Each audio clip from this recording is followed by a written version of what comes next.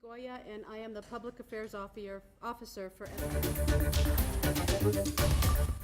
We're joining you now to bring you a press conference from Boulder, where the FBI as well as Boulder Police are going to speak any moment now, updating us on the attack that happened earlier today.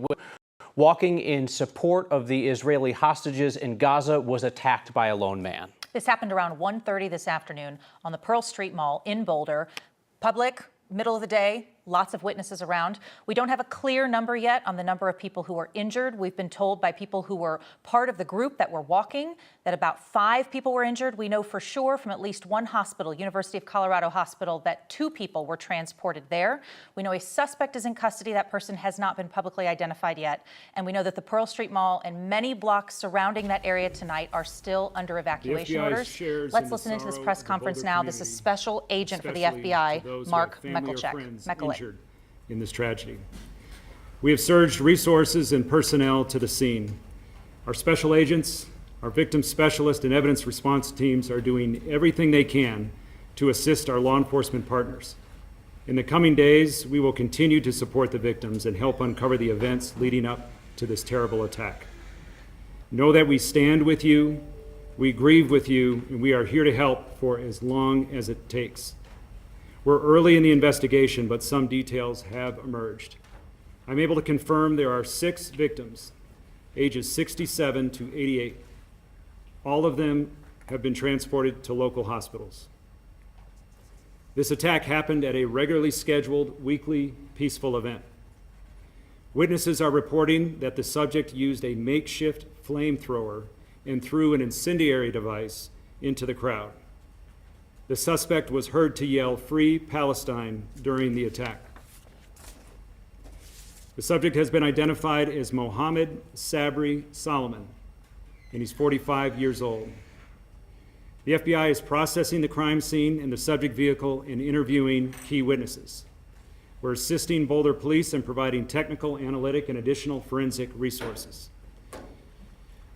As a result of these preliminary facts, it is clear that this is a targeted act of violence, and the FBI is investigating this as an act of terrorism. Sadly, attacks like this are becoming too common across the country.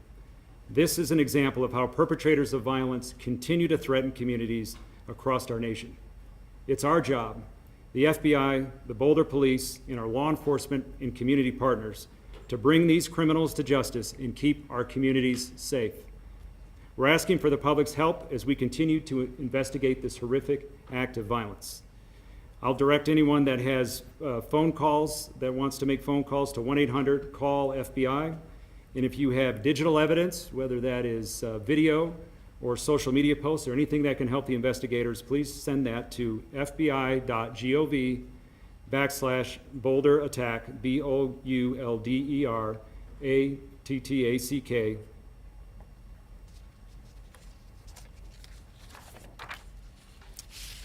Our strength as a society comes from our shared values and our commitment to protecting one another. Any attempt to attempt to divide us through fear or harm has no place in Boulder, in Colorado, or anywhere in our nation. We stand in full solidarity with those targeted, and we will continue to ensure that justice is pursued swiftly, that support is provided to victims and their communities, and preventative action is taken to protect everyone's safety. And I'll turn it over to Boulder Police Chief Redfearn. Thank you, Special Agent in Charge. As was mentioned, my name is Stephen Redfearn. I serve as the police chief here in Boulder. I want to thank, first and foremost, the FBI for their swift response today and our partnerships which preceded this attack today. We are very grateful for their assistance and we'll be working hand in hand moving forward. I want to give first an update on the scene. As many of you are aware, we have several blocks closed off in downtown Boulder surrounding the courthouse. We are still clearing that area for devices. We have multiple teams of K9 and our bomb squad and hazmat teams in that area. I cannot at this point give you an estimated time for opening of that area downtown. We're hopeful it will be this evening.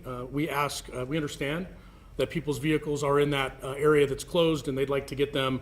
Please follow the Boulder Police Twitter account or other social media as well we will report on that when we open that area.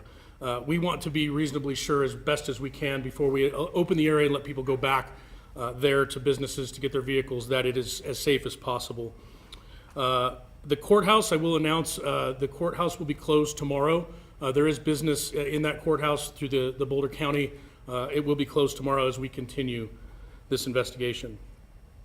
Just a couple of mentions. We know there's other events, including things going on this evening in town and in the coming week, and we are ensuring that we have resources there at those events to ensure that people are able to go about their business safely in light of this attack.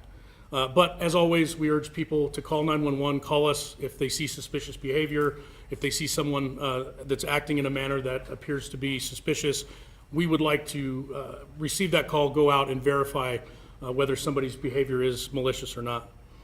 I want to thank our law enforcement partners. I started by thanking the FBI, but when this call came out today, we asked for help from all of our partnering agencies, some of whom are here today, and I can't thank you enough. It's not the first time we've had to do that here in Boulder, and it's not the first time that we've had to do that in the metro area. And the special agent in charge referenced partnerships. When we put out the call today, we had a lot of help, both locally and from the region, and I really can't thank our partners enough. Also, I would be remiss if I didn't mention the first responders today. When this call came out today, our officers rushed as quickly as they could somewhere close to the area, and they immediately ran into a chaotic situation where a man was throwing Molotov cocktails and using other devices to hurt people. Our officers, as they're trained, immediately interacted with the suspect, took him into custody, and then began rendering aid to those victims. And I'm very proud of our response today. I'm very proud of our partners as well with the fire department and well as American Medical Response. Before we take some questions, I just want to say that Boulder is not immune to tragedy, sadly, and I know a lot of people are scared right now. A lot of people are upset and questioning how this happened and why. All I know is Boulder has recovered before from acts of violence, and we will again recover. I urge the community in this time to come together. Now is not the time to be divisive, and we will continue to ensure community safety along with all of our partners. To echo the special agent in charge comments, our hearts go out to everyone affected today. Here and in Colorado, we understand that this has a ripple effect in many communities, and we are continuing to stand with and support the victims affected today by this attack. With that, I think we'll turn it back over to our public information officers.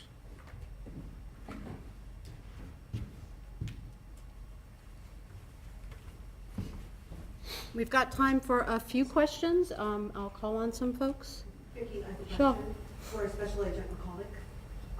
Is there any information that could indicate that this individual that is in custody is linked to a greater network or any particular group? Not at this time. The subject is in custody, but this will be a thorough and complete investigation, and those checks are ongoing. Colleen? Could you please tell us the spelling of this suspect's name and what custody he's in? Is he going to face federal charges or state charges? What's next for him? Got it here.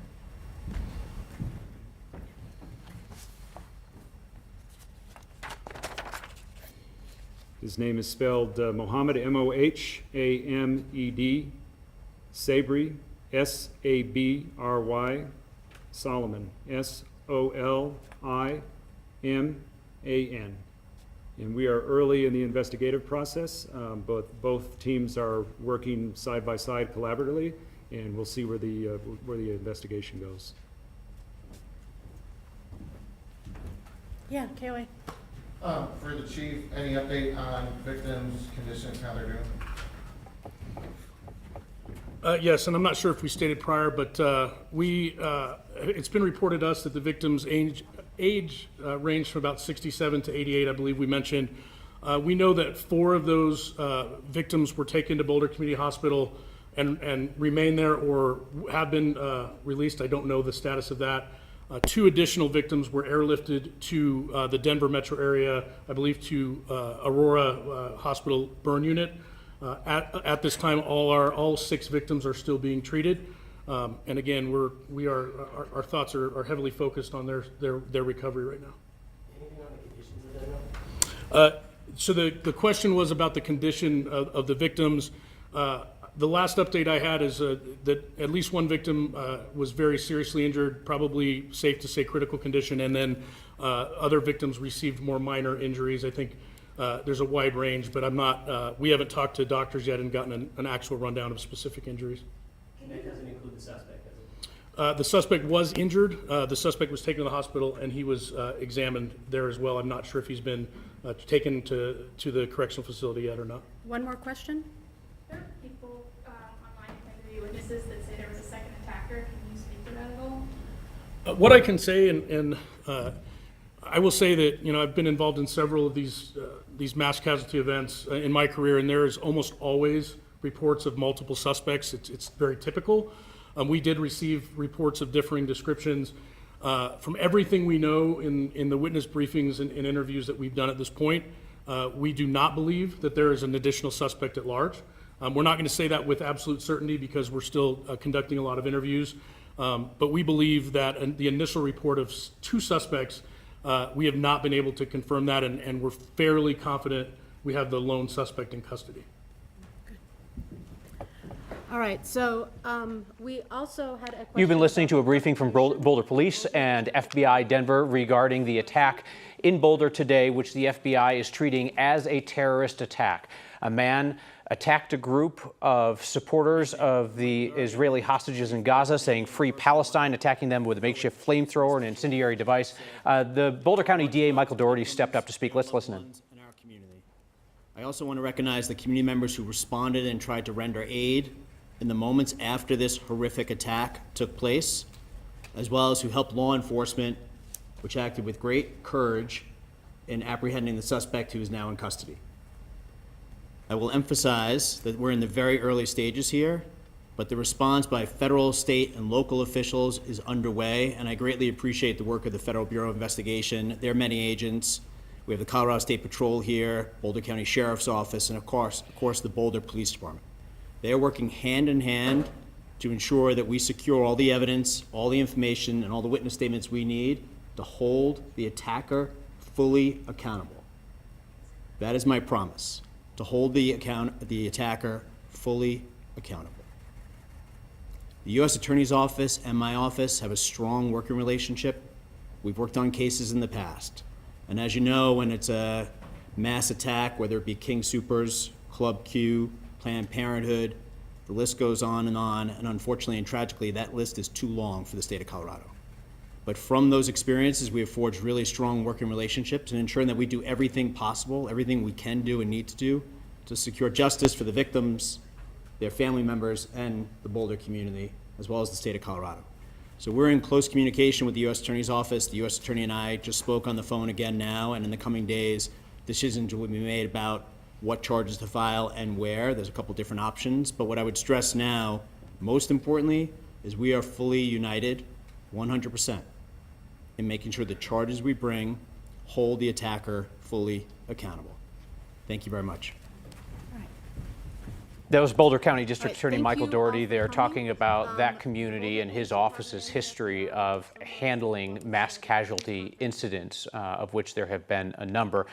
Notable in what he said there is that it's too early to determine how charges will be filed, alluding to obviously that there would be routes for federal charges, there could be routes for state level charges, and that'll be a decision made later on down the road as federal investigators, federal prosecutors work with his office. Let's talk about the suspect who was identified in this press conference today. Mohammed Sabri Solomon, 45 years old.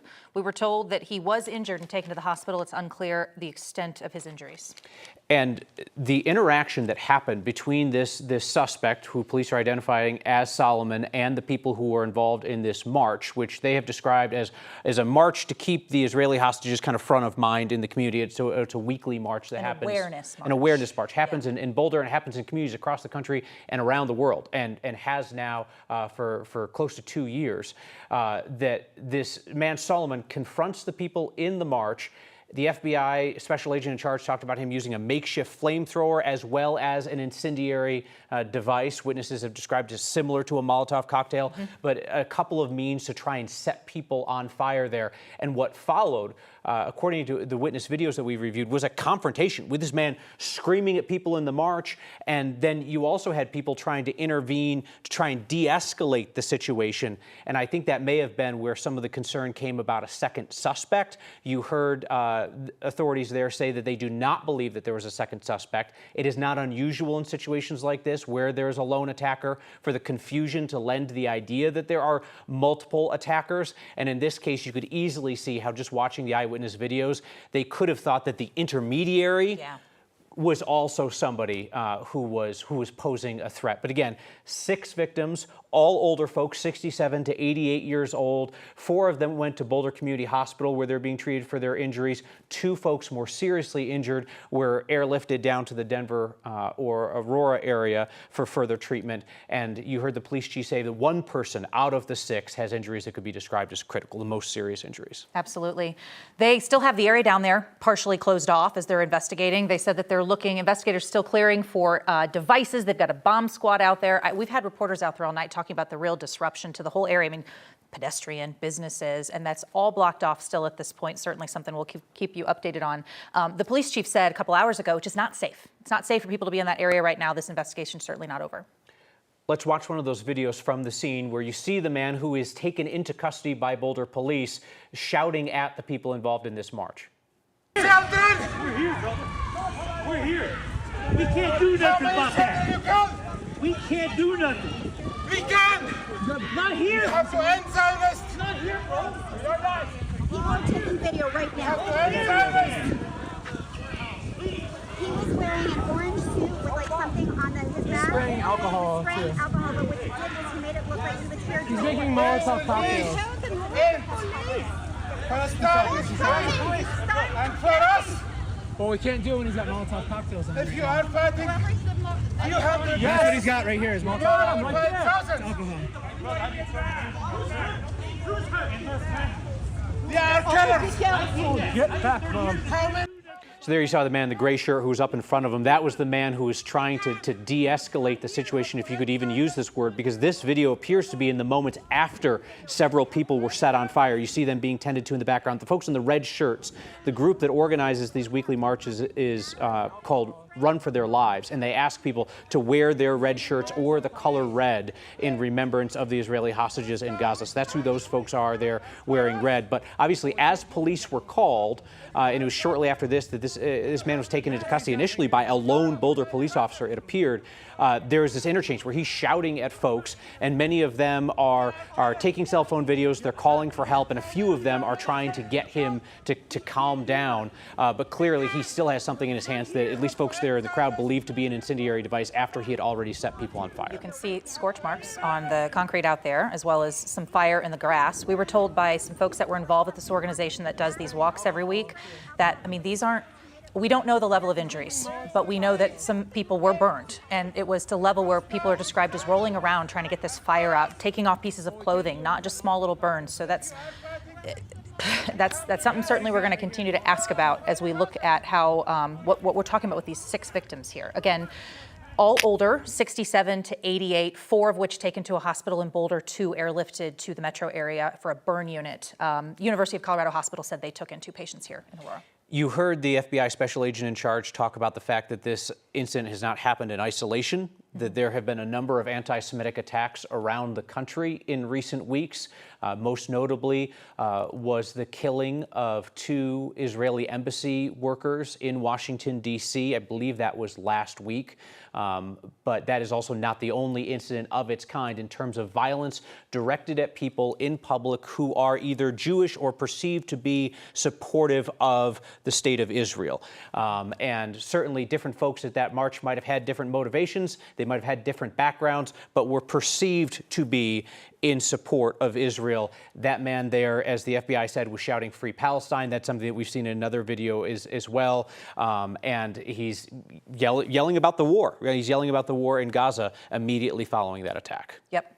There were some questions early on about would this be considered the investigation targeted or not. FBI saying very clearly they are looking at this as a targeted act of violence, terrorism. That's what they're very clear on that now. Yep, and the idea of combating anti-Semitism has been a focus of the Trump administration on a number of fronts, one being investigations of acts of violence. It's also permeated a lot of other Trump administration policies as they relate to free speech and higher education and things like that. But certainly as it relates to acts of violence, that has been a key focus of the Trump administration. Already has their attention as you have high-level FBI leaders who were posting social media messages about this attack before Boulder Police even came out and talked about it. They were clued into this from the start, and it is clear it's going to be a high priority for them moving forward.